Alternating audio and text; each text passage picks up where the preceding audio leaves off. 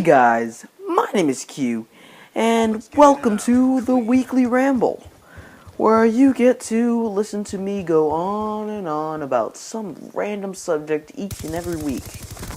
Today I'm talking about the console war.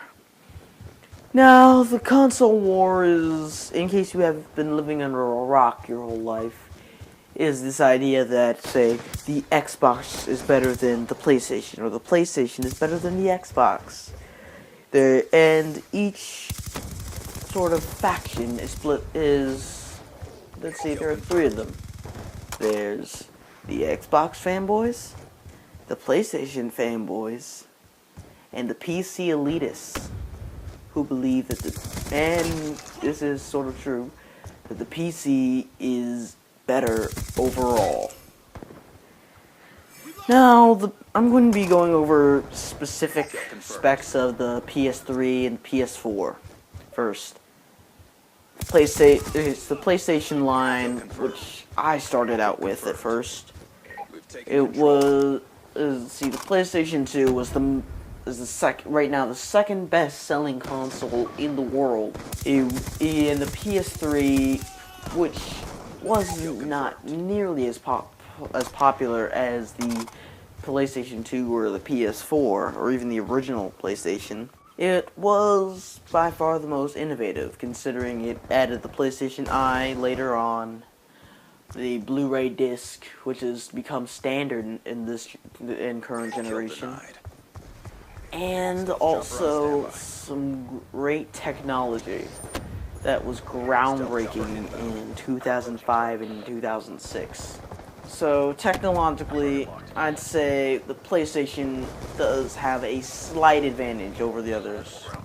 And the PS4 itself is really building up on everything the PlayStation 3 did correctly, just with great publicity compared to, say, the Xbox One. I have to admit, Sony did kind of feed off of its press conference failure. So the idea is really improving on the controller, adding the touchpad, which hasn't been used to its full potential yet, and the whole power to the gamer's mentality that the system has. Xbox 360 and Xbox One are by far more popular, or at least in the US. For example, the Xbox 360 last generation was amazingly outselling the PS3. It had more games, and the games it did have were, I have to admit, in some cases, were better than the PlayStation's.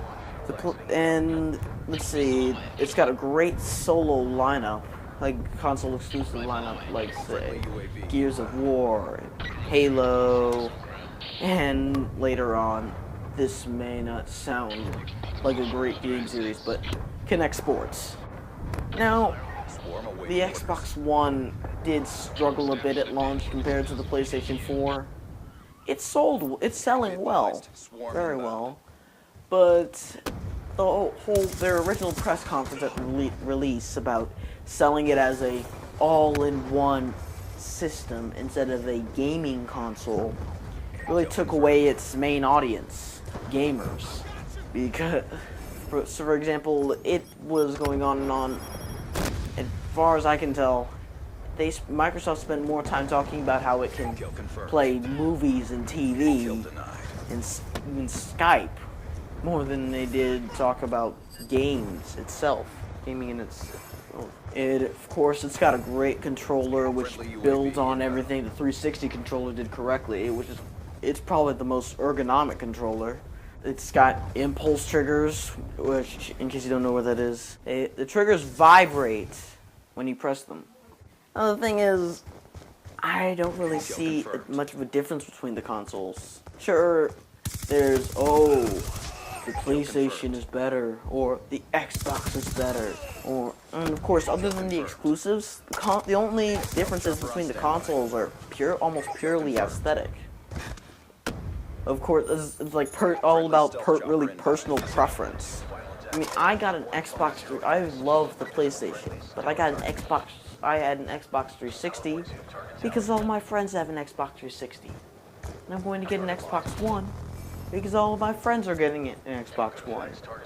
And all of my friends are on the 360 anyway. So it would be easier, a lot easier, to transfer over from the 360 to the One than it would be to go from the 360 to the PlayStation 4 and lose maybe a quarter of my friends.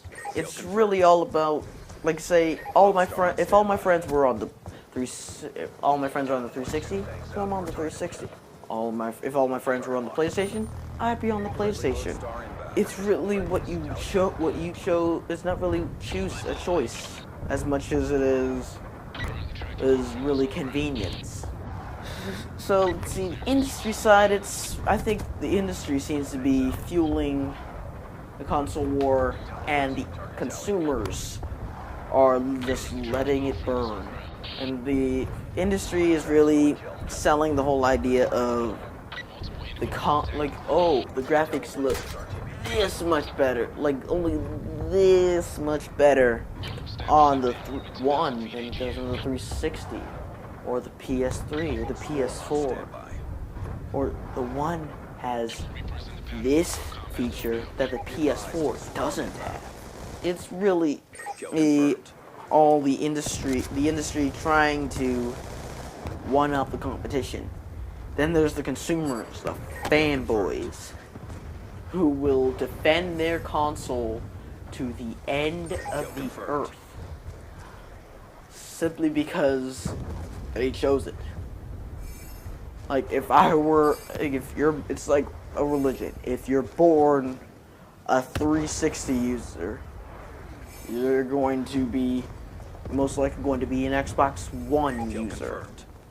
If considering you use that more often than the PS3, or you actually had the 360 compared to the PS3.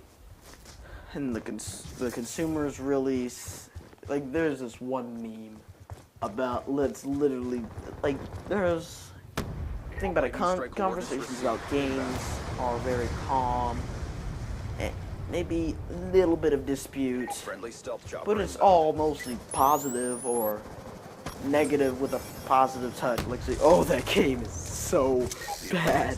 I love how bad it is and everything. And then there's conversations about consoles.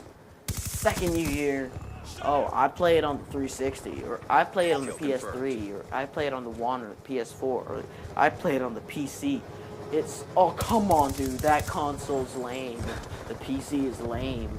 Like, the console that I'm using is better. Because, yeah, this is better.